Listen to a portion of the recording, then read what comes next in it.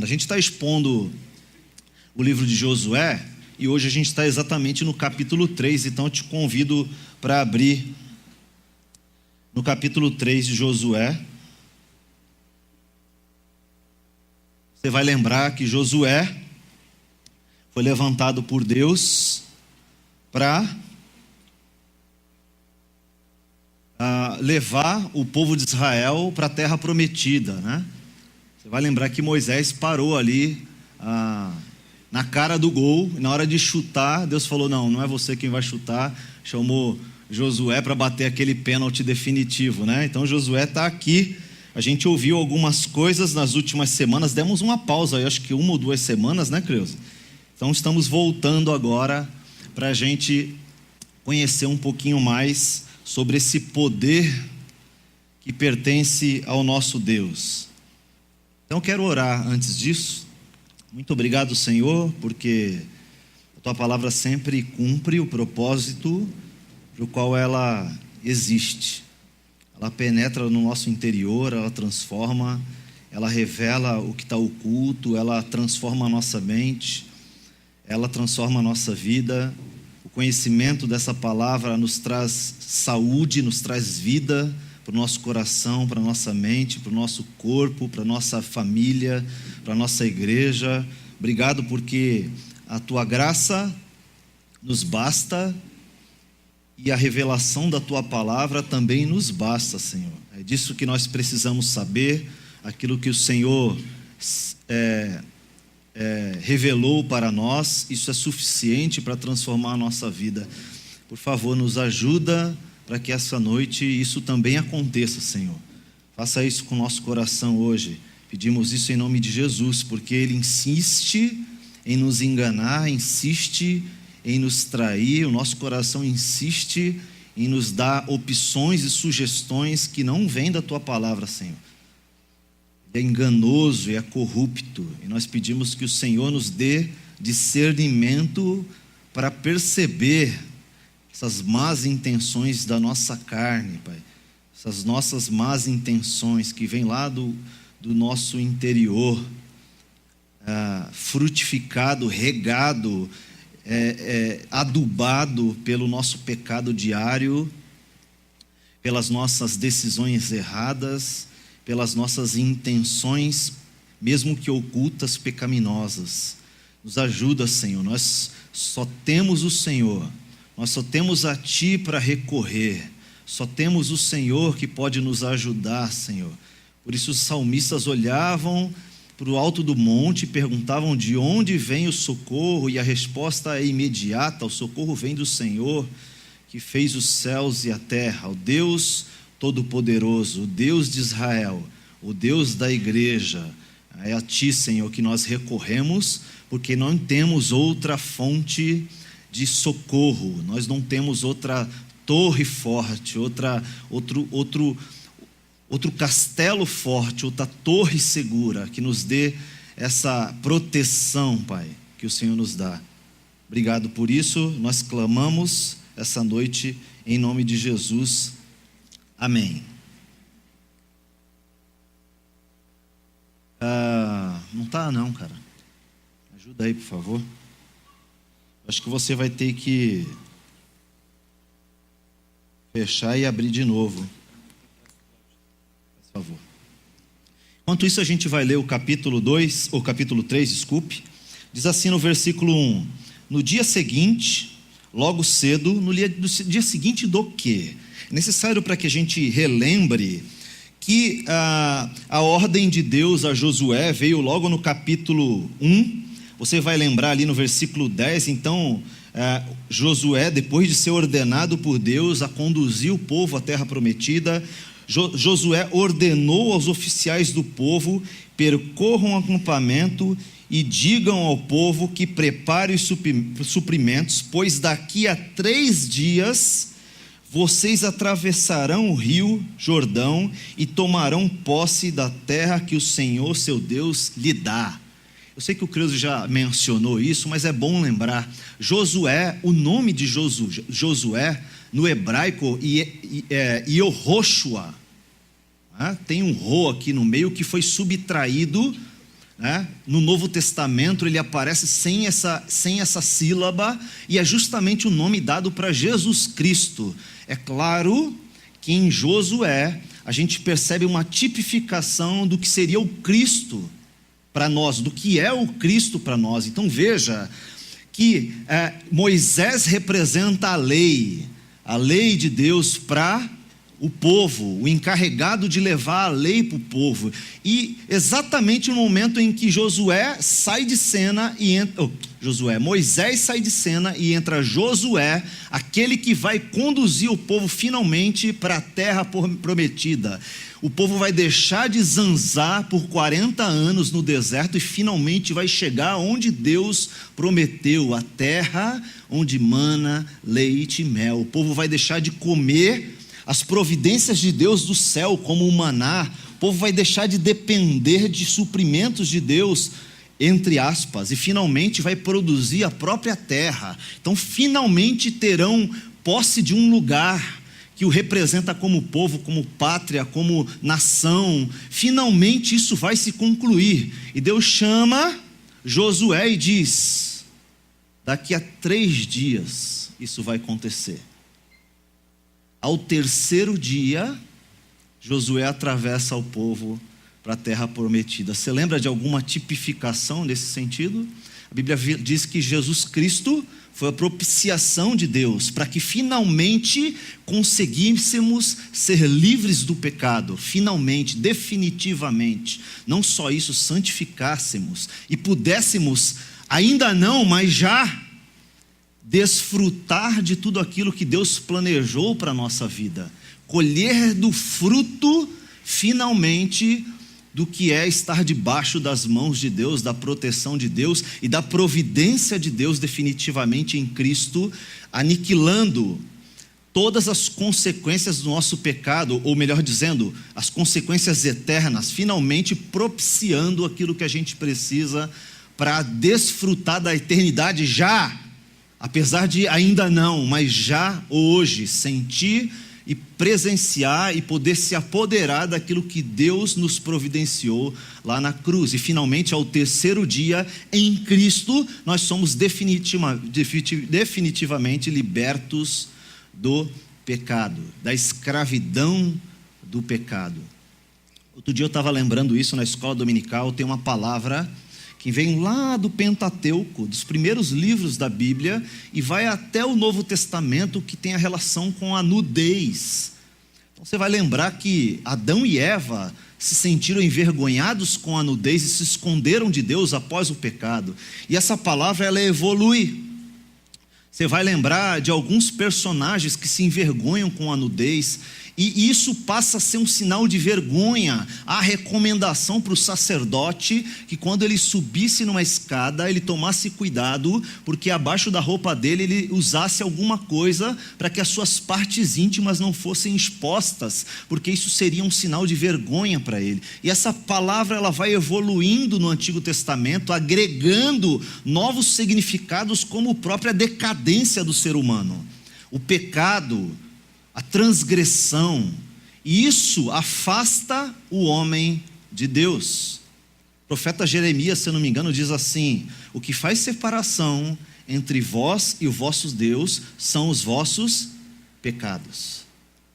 Só que essa palavra, ela não para por aí, ela continua evoluindo no Novo Testamento, e quando chega nas escrituras de Paulo, Paulo diz assim aos romanos: nem a nudez nos separará do amor de Deus, nem altura, nem profundidade, nem angústia, nem pecado, nada nos separará do amor de Deus, nem essa nudez, nem essa vergonha da exposição do pecado, porque o que Cristo fez na cruz foi definitivo. O Josué, né, tipificado lá atrás, lembrava já o Cristo que viria pela frente. Esse é o nosso Cristo. E ele dá outras recomendações. Se você olhar no versículo 16, aparece a postura de Israel diante dessa ordem, né? Faremos tudo o que você ordenar e iremos aonde nos enviar. Depois a gente vê a postura dos espias, né? Quando vão olhar a terra prometida. Versículo 8, do capítulo 2, antes que os espiões fossem dormir, Raabe foi ao terraço falar com eles. Sei que o Senhor lhes deu essa terra, disse ela. Estamos todos apavorados por sua causa. Todos os habitantes dessa terra estão desesperados, pois ouvimos que o Senhor secou as águas do Mar Vermelho para que vocês passassem quando saíram do Egito. E sabemos o que fizeram a leste de Jordão aos 2 reis amorreus, Og e Seol. E aí ele continua, né? Versículo 11, não é à toa que estamos dominados pelo medo. A postura também da prostituta Raabe, que quando os espias chegaram à terra, ela escondeu os 2 para que eles não fossem mortos, e ali houve uma negociação para que ela fosse livrada da morte quando Israel invadisse Canaã e destruísse todos os povos, destruísse todas as famílias. E ela diz: por favor, eu temo a esse Deus, eu temo ao que esse Deus é capaz de fazer.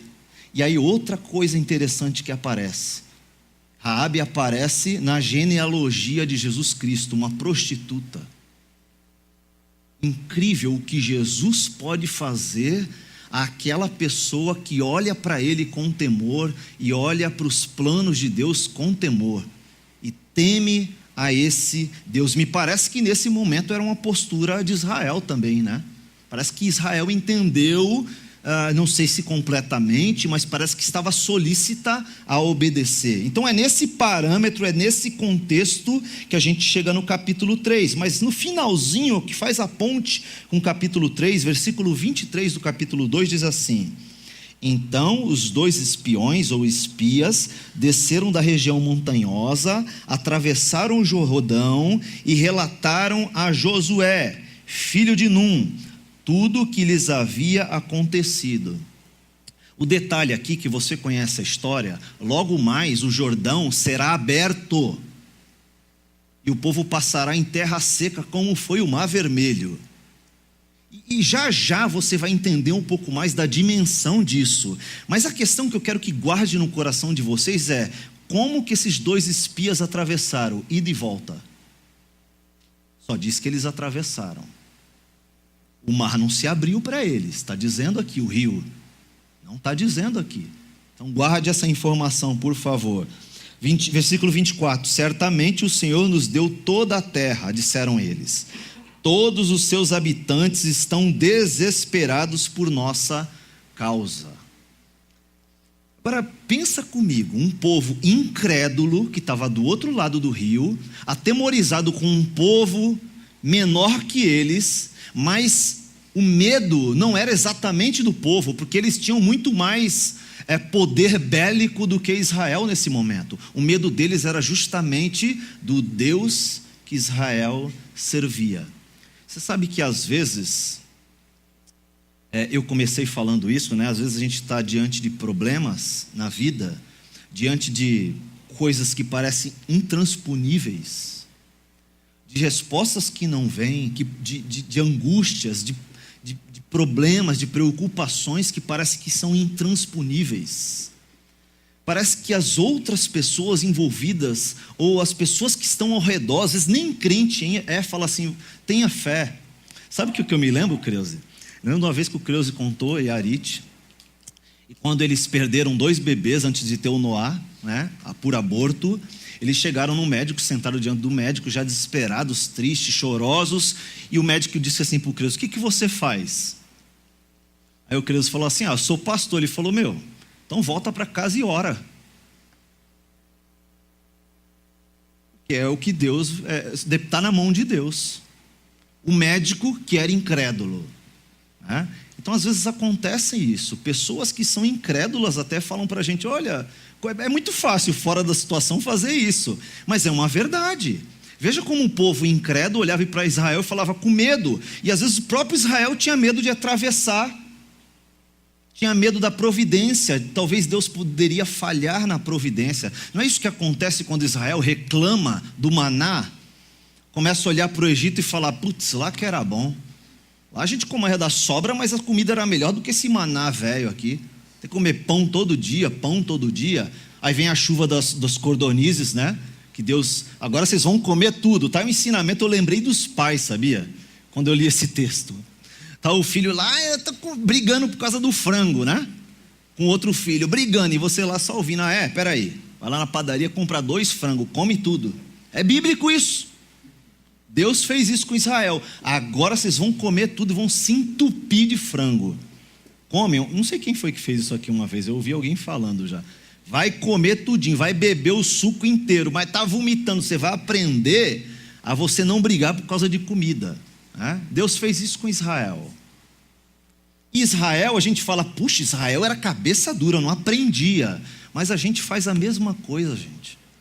Diante da angústia, do medo, da incerteza, a gente se desespera. Olha lá o capítulo 3, no dia seguinte, logo cedo, depois dos espias terem dito, olha, vamos que a gente vai conquistar, eles estão morrendo de medo de nós.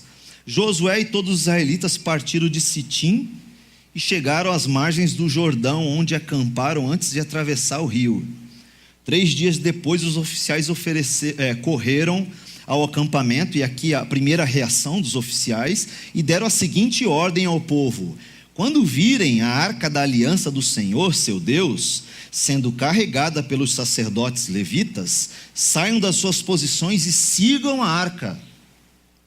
Tenham cuidado de ficar a cerca de 1 quilômetro, mais ou menos uns 900 metros, na verdade, na minha tradução está aqui 1 quilômetro, mas é mais ou menos 900 metros, atrás dela.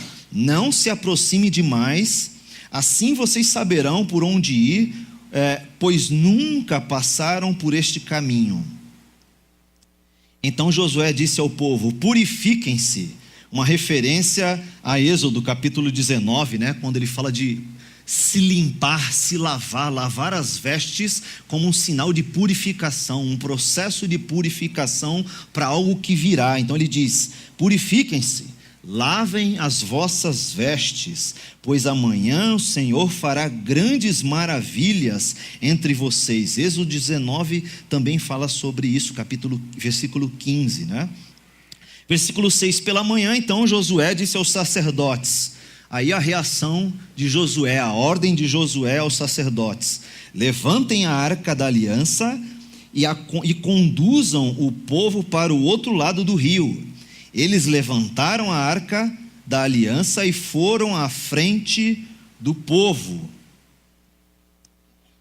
Versículo 7, o Senhor disse a Josué, e aí agora a interpelação do Senhor a Josué, hoje começarei a fazer de você um grande líder, aos olhos de quem? De todo o Israel. Eles saberão que estou com você, assim como estive com Moisés.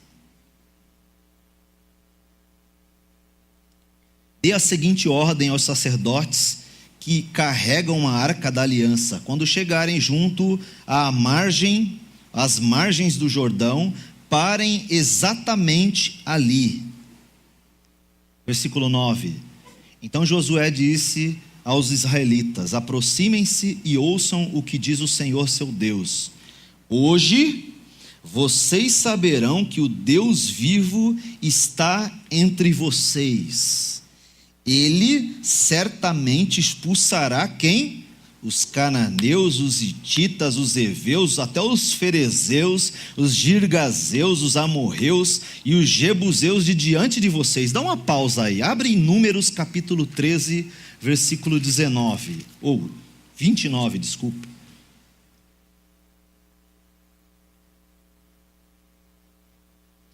Veja o que aconteceu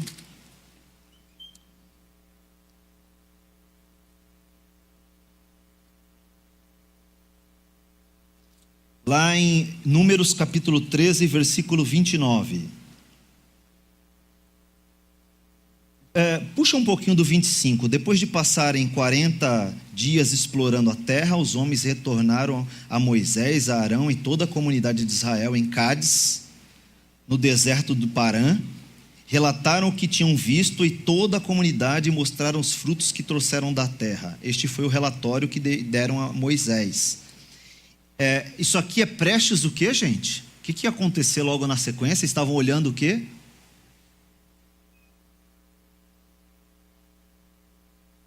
Os espias aqui no capítulo 13 de Números estavam olhando o quê? Fala alto. A terra? Que terra? Fala, gente. A terra prometida? Veja na sequência.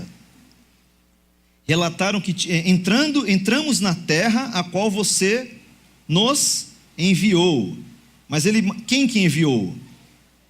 Moisés. Mas aqui na frente não é Josué que está enviando?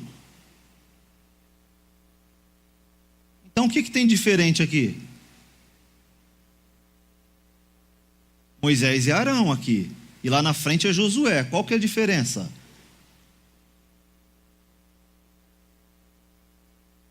Não sabe?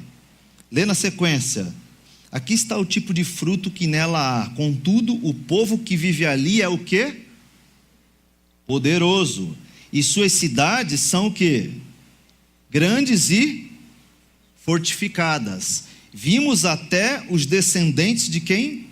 De Enaque. Versículo 29. Os amalequitas vivem no Neguebe e os hititas. Jebuseus e amorreus vivem na região montanhosa. Os cananeus vivem perto do litoral do mar Mediterrâneo e no vale do Jordão.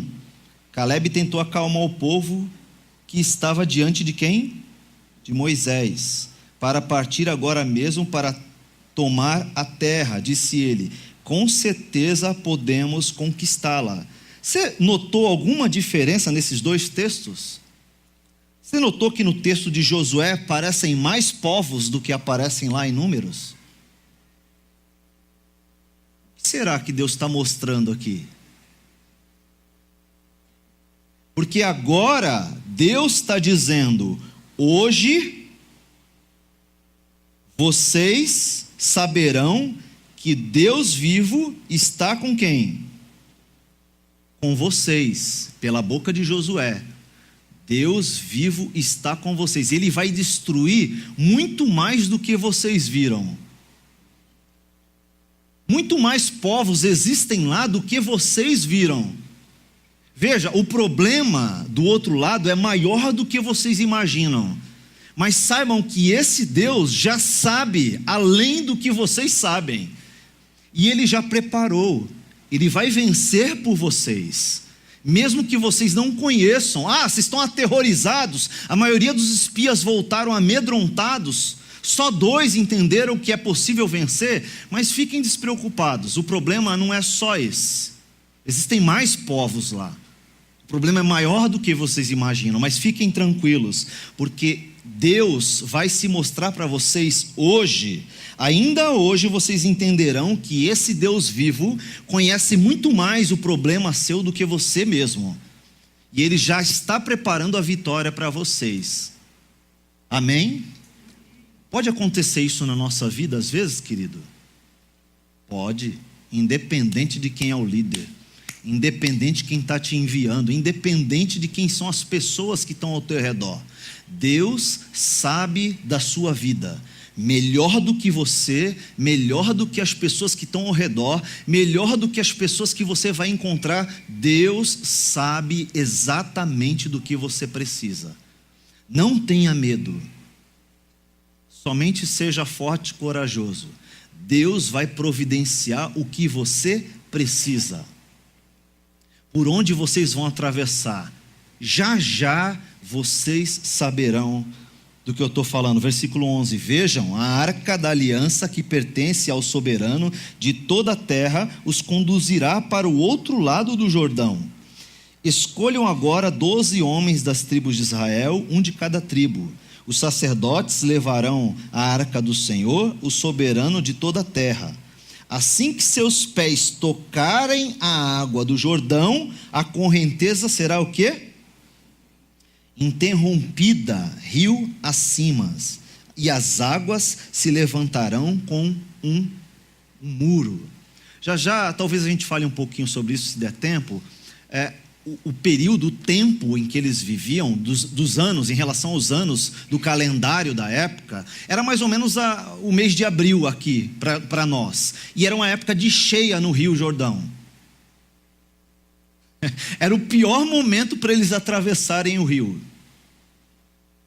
Já já você vai entender por que isso é tão grave e tão difícil de acontecer.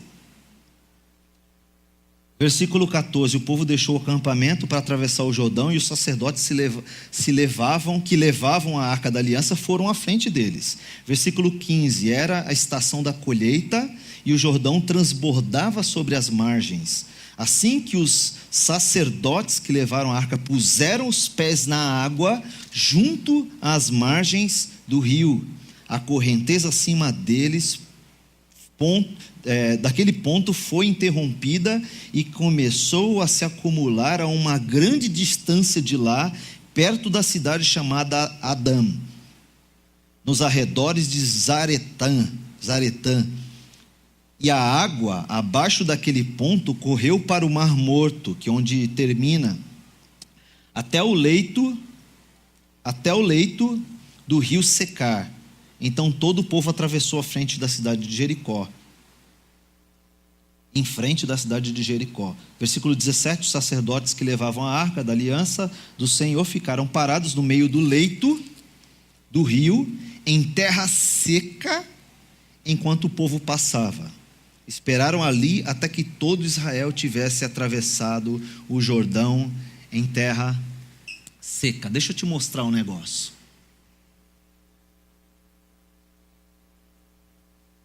Primeiro, as ênfases que esse livro nos dá, você vai lembrar disso na introdução que foi dada para o livro. Então, a primeira coisa vai falar sobre a fidelidade de Deus, ok? Terceiro tema, a importância da lei para Israel. Qual a importância, para que ela serve? E aqui cabe um parênteses, a gente entender errado que a lei servia para que Israel, obedecendo, fosse justificado, fosse merecedor da graça de Deus, da providência de Deus. É um entendimento errado que transbordou o Antigo Testamento e foi até o Novo Testamento, quando a gente vê os fariseus, por exemplo, se apossando da lei e exigindo um fardo maior das pessoas do que a própria lei exigia. Tá? Então eles achavam que a lei, o principal motivo dela era fazer com que as pessoas, obedecendo-as, recebessem o favor de Deus. Mas a principal razão da lei existir era mostrar quem Deus é. Deus se revelava para o povo através das suas leis, mostrando a sua fidelidade e mostrando a sua santidade. Isso desembocaria no Novo Testamento para que as pessoas entendessem a limitação da sua humanidade e colocassem toda a sua esperança naquele que finalmente poderia nos levar para o outro lado do rio. Aquele que poderia nos levar para uma condição finalmente de paz, de sossego, né? Em suas limitações no Antigo Testamento e finalmente, definitivamente no Novo Testamento, né? Então, em que posição que a gente está na cronologia aí? Aqui, exatamente na parte 4, no ano de 1406, mais ou menos, quando eles entram na Terra Prometida, tá bom? Depois da peregrinação de 40 anos no deserto. Agora, em que posição está aqui a travessia dentro do contexto histórico? Veja que aqui tem uma numeração, está pequenininho para vocês, né? Depois você pode ter acesso a isso. Então você vai ver pela numeração em que localização era a travessia, exatamente nessa localização, um pouco acima do Mar Morto, ok? É importante você saber dessa localização para nos contextualizar já já. Então a nação estava atravessando o rio sobre terra seca. Muito bem. Só para você ter uma ideia como que é a geografia, a topologia, melhor dizendo, da região, olha a quantidade de vales, de montanhas e vales e estreitos e precipícios que existem na região. Diversos. E aí a gente está mostrando os principais. Tá bom? Então imagina o povo saindo daqui e atravessando montes altos, além de atravessar o rio. Muito bem, para você ter um pouco mais de ideia do que a gente está falando, existe nessa região, o rio está descendo daqui, ó, Monte Hermon, ele se origina, ele nasce aqui no pé do Monte Hermon, e aí ele vai descendo, formando essas formações de água, por exemplo, o Mar Morto, e aí ele vai descendo até desembocar no Mar Vermelho, onde o povo atravessou também, você vai lembrar. Só que nesse local exato, quando está a setinha preta, foi onde o povo de Israel estava nesse exato momento do nosso texto, atravessando territórios extremamente montanhosos, tá? E eles são chamados de desfiladeiros abismais, né? Não sei se você conhece aquele Grand Canyon, né? Lá nos Estados Unidos. Aqui no Brasil tem outras referências, sei lá, talvez se você foi nas cataratas do Rio Iguaçu, sabe aquele precipício de água? Imagina aquilo sem a água, né? Sei lá, algum lugar aqui perto. A Pedra de Atibaia, né? Pedra Grande de Atibaia, né? Um precipício enorme. Talvez aqui tem um parque também em São Paulo que tem uma pedra alta que a gente foi naquela vez. Também chama Pedra Grande. Dentro de um parque de São Paulo, então você chega na beira, você vê a cidade inteira de São Paulo, aquele precipício assim. Então, só para você ter algumas referências do que é uma fossa geotectônica. Nome difícil, né? Depois você dá uma pesquisada sobre isso. Diz a geologia, acho que é a geologia que estuda isso, que há um movimento de placas. Talvez você vai lembrar, na escola a gente aprendeu que os continentes tiveram os continentes, a teoria, né? Que as placas se moveram e houve ali, por isso que existem as cordilheiras, tanto lá dos Andes quanto aqui a Serra do Mar, houve um choque ali, uma movimentação. Eu não sou bom nisso, mas é mais ou menos uma explicação do que aconteceu. Houve um movimento das placas, abriu-se, houve uma fenda. E é por onde esse rio passava, justamente na fenda dos dois precipícios, né? Então talvez isso aqui vai te dar uma ideia melhor. E aí entender um pouquinho mais do desafio de atravessar o Rio Jordão. Formada quando um bloco de território fica afundado em relação ao território circundante, em resultado dos movimentos combinados de falhas geológicas, paralelas ou quase paralelas. É uma depressão com a forma de um vale alongado com um fundo plano. Ok? Muito bem, tem outras imagens. Olha isso aqui, onde começa a fonte do Jordão e como ele vai descendo. Ok? Veja que essa linha pontilhada é a chamada nível do mar. Nível do mar. Veja que o Rio Jordão, ele desce abaixo do nível do mar. Exatamente aqui nesse ponto, o rio está a menos 210 metros. Quando chega mais ou menos no ponto que o povo atravessou, olha o tamanho da montanha. E olha a profundidade, quase 400 metros, porque o Mar Morto está a 400 metros abaixo do nível do mar.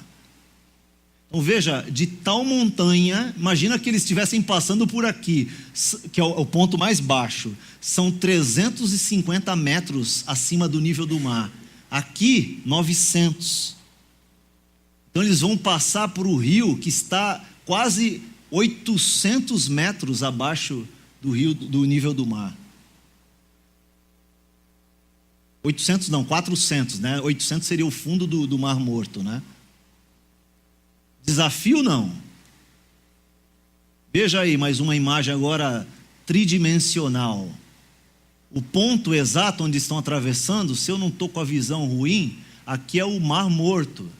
Então aqui, ó, olha a sombra dos desfiladeiros que existe ali. Ok? Veja aqui nessa imagem. O Monte Nebo, que está aproximadamente 3.000 pés de altura. E aí, um desfiladeiro enorme onde está passando o Rio Jordão, aqui embaixo.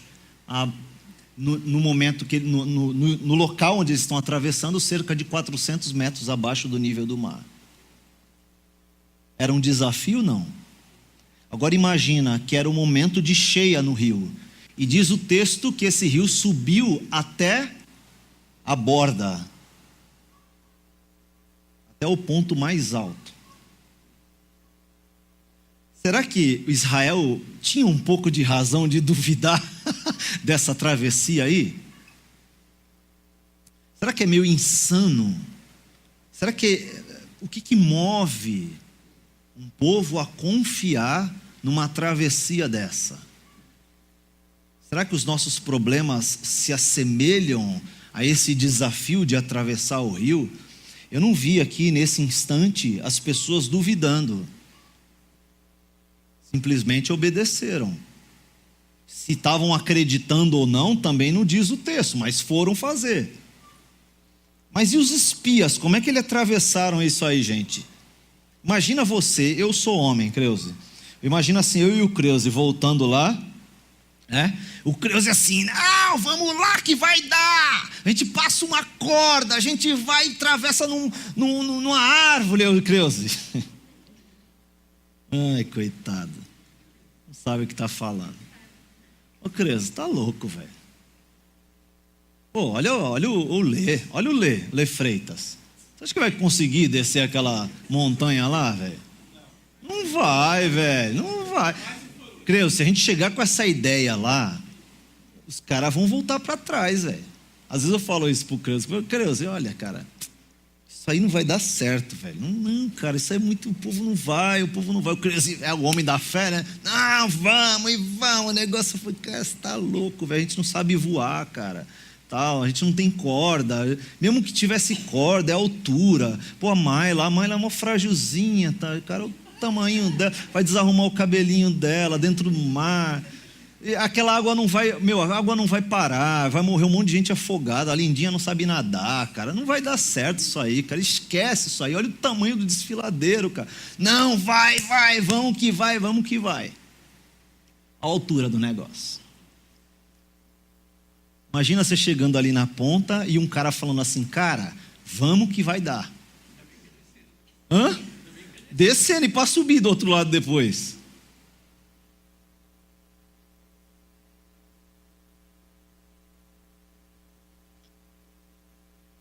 As 4 falas a gente citou, dos oficiais, que era seguir a arca, a do Josué para os sacerdotes, que era se consagrem, se preparem, do Senhor a Josué, que Deus prometeu, Deus vai destacar você, eu vou destacar você, Josué, apenas seja forte e corajoso, deixa que o resto eu faço, até convenço o povo de ir, que não é papel seu. E o 4 de Josué para a nação, falando, olha, todos saberão que o Deus vivo, é muita convicção, né? O Deus vivo vai fazer isso. Apenas seja forte, Josué, corajoso, faça o que eu estou falando, que a coisa vai acontecer. Você sabe que às vezes, quando a gente está nessa batalha, diante de uma situação difícil, o que nos dá base para crer que Deus é capaz de fazer? Porque, como eu disse, o nosso coração ele vai enganar a gente. A nossa mente vai enganar a gente. Qual era a fonte que dava convicção para Josué? A própria palavra de Deus, a falada. Deus falou para Josué, faça isso, seja corajoso. Quando a gente está numa situação difícil, perigosa, que nos amedronta, que nos angustia, qual é a fonte que a gente busca? De quem vêm os conselhos que a gente segue? Tem uma frase que é super, como é que eu posso dizer? Clichê, né? Que a gente usa, que é, Não fale para o problema, como é que é o negócio? Não fale para Deus o tamanho do seu problema, mas diga para o seu problema o tamanho do seu Deus. É clichê pra caramba, frase de caminhão, né? Mas é verdade, faz sentido. Às vezes a gente dá mais força para os obstáculos, para os problemas, do que para o próprio Deus, né? Do que para o próprio Deus. Eu quero terminar esse tempo com os irmãos. Eu quero ler a minha conclusão, para que não escape nenhuma das minhas palavras, nenhuma das ideias que eu fiquei pensando ali, o Senhor falando comigo. A primeira Páscoa, em Êxodo capítulo 12, marcou o início da caminhada de Josué com Israel, além do Jordão, justamente para conquistar a terra. O sangue do Cordeiro nos umbrais das portas do povo de Israel os livrou da morte, bem como o sangue de Cristo o fez definitivamente e também espiritualmente em nossas vidas, proporcionando-nos a santificação exigida para Israel, que o próprio Israel não conseguia cumprir. No capítulo 5, versículo 10 a 12, vemos lá no futuro, veremos no nosso estudo, Israel desfrutando da concretização das promessas do Senhor já em Canaã. Diz o texto: no dia seguinte, bem como nós, no dia seguinte, depois da vitória de Cristo na cruz, a partir do dia seguinte, todos aqueles que creram no sangue do Cordeiro libertador, a partir do dia seguinte, você poderia já desfrutar daquilo que Cristo fez na cruz, da morte, da ressurreição e da vitória sobre a morte. Todos aqueles que entregarem, crerem naquilo que foi feito na cruz. Depois de 40 anos, Israel finalmente está na terra prometida. Foi servida por Deus. Parece que Jesus foi servido pelos anjos após 40 anos de preparação no deserto. Não quero alegorizar, apenas fazer um pequeno paralelismo. A comida que tanto esperavam podiam finalmente desfrutar do próprio fruto da terra, assim como Jesus recebeu a comida após 40 anos, ou 40 dias de fome. Na tarde do 14º dia do mês, quando estavam acampados em Gilgal, diz o capítulo 5, versículo 10 e 12, na planície de Jericó, os israelitas celebraram a Páscoa. No dia seguinte ao da Páscoa, nesse mesmo dia, eles comeram pães sem fermentos e grãos de trigo tostados, produtos daquela terra. Um dia depois de comerem do produto da terra, o maná cessou. Já não havia maná para os israelitas. E naquele mesmo ano, eles comeram do fruto da terra de Canaã.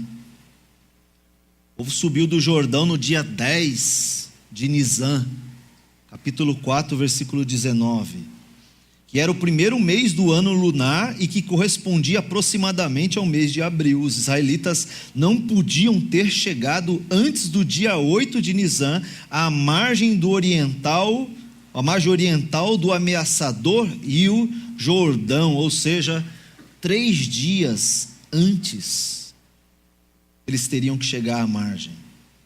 O tempo extra entre chegarem ao Jordão e atravessarem o rio a pé foi necessário para a preparação espiritual do povo. Parece que os discípulos ficaram ali uns 3 dias sem saber o que fazer. sem saber o que esperar. Parece que eles estavam até atemorizados com o que havia acontecido com o mestre. Cada fala projetada aí revela um pouco da maravilha que está para acontecer. Parece que estamos experimentando momentos como esses de Israel, momentos de aprender a confiar em Deus, de conhecê-lo e de saber que está à frente, sempre cuidando e nos livrando, providenciando tudo aquilo que necessita para o seu plano final. Deus está conosco. Muitas vezes sofremos e nos angustiamos, assustamos com os obstáculos da vida cristã. Tememos perder o controle, tememos o desconhecido, tememos as incertezas, tememos as circunstâncias. Precisamos aprender a depositar nas mãos de Deus aquilo que lhe é devido, a saber, o controle da história. Nada sairá do seu controle. Ele é soberano. A percepção correta dessa verdade nos dá a confiança e qualidade de vida que precisamos, ou seja, não sofreremos por circunstâncias. Já diria a música antiga: não olho as circunstâncias, não, eu olho o seu amor, e não me guio por vista, alegre estou. Deus quer nos dar a paz que o mundo não pode dar. Como? Nos ensinando a confiar na sua poderosa mão. Deus é Deus. Muitas vezes, desconfiando disso, tomamos as rédeas da vida e sofremos por não conseguir controlá-la para a direção que queremos. Sequer conseguimos adicionar um minuto na nossa vida, mas insistimos em querer ter o controle das coisas muito mais complexas, como o nosso futuro mais longínquo. Precisamos confiar que Ele é capaz de nos conduzir por terra seca, como fez a Israel em 2 oportunidades. Precisamos confiar como Josué confiou, que Ele é capaz de represar a água para atravessarmos por barreiras intransponíveis aos nossos olhos e por nossas próprias forças. Deus pode, Ele é capaz. Estamos confiantes nisso? Como nos sentimos diante de um precipício? No que pensamos diante das impossibilidades? Como agimos diante do medo? Feche os teus olhos, querido.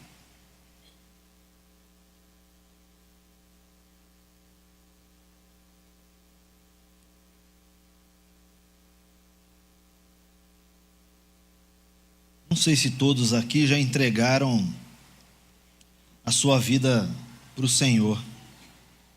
Não só para receber salvação, não, sabe? Mas para receber o ônus também.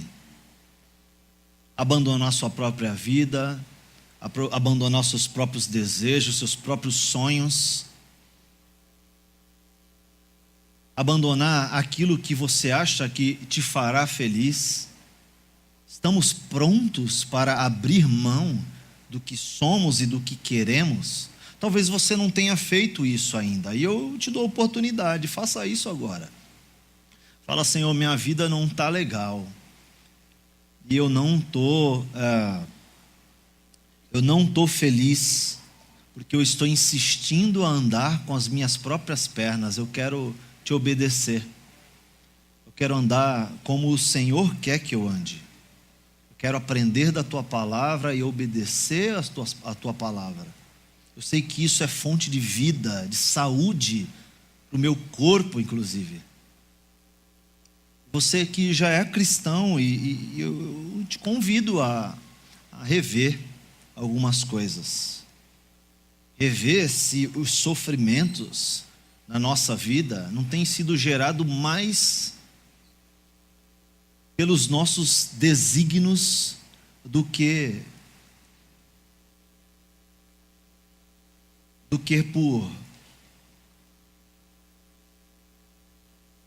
por estar andando com Deus.